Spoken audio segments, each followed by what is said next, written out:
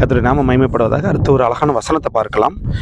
சங்கீதம் 115 11வது வசனத்தை பார்க்கும்போது, கர்த்தருக்கு பயப்படுகிறவர்களே கர்த்தரை நம்புங்கள். அப்போ அந்த வசனத்தின்படி பார்க்கும்போது நம்ம நிறைய பேர் கர்த்தருக்கு பயப்படுகிறவங்களா இருக்கோம். அவருக்கு பயந்து அவரை ஏற்றுக்கொண்டோம். வேற எந்த தெய்வத்தையும் வணங்காமல் நான் கர்த்தரை மட்டும் தான் வணங்குவோன்னு அவருக்கு நம்ம பயந்து நடக்கிறோம். இப்படி பயந்தவர்களை நிறைய பேரும் கர்த்தரை நம்பாமல் இருக்கிறார்களா? ஏன்னா அடுத்த வார்த்தையை சொல்லிருக்கு, கர்த்தரை நம்புங்கள் அப்படின்னு சொல்லியிருக்கு.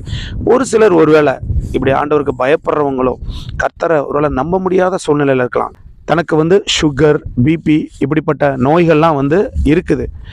இது உங்களை விட்டு போயிருமா அப்படின்னு கேட்டால் இல்லை, சாகு வரைக்கும் இது என் கூட வந்துட்டே தான் இருக்கும், இது என்னை விட்டு போகாது அப்படின்னு சொல்லுவாங்க. அப்போ அவங்க கர்த்தருக்கு பயப்படுறவங்க தான், ஆனால் கர்த்தரை நம்பலை, முழுசாக நம்பலை, கொஞ்சமாக நம்புகிறாங்க.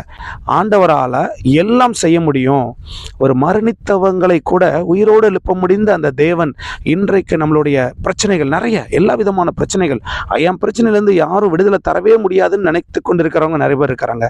அப்போது நீங்கள் கர்த்தருக்கு பயப்படுறவங்களா இருந்தாலும் ஆண்டவரை நம்பாமல் சிலர் இருக்கிறோம். இன்றைக்கி ஆண்டவர் அந்த வார்த்தையின் மூலமாக சொல்கிறாரு, நீங்கள் முழுசாக என்னை நம்புங்க, எனக்கு பயப்படுகிற நீங்கள் முழுசாக என்னை நம்புங்க, உங்களை நான் ஆசீர்வதிப்பேன், உங்களை நான் விடுவிப்பேன்னு கர்த்தர் சொல்கிறார். கர்த்தருடைய நாமம் மகிமைப்படுவதாக. ஆமென், ஆமென்.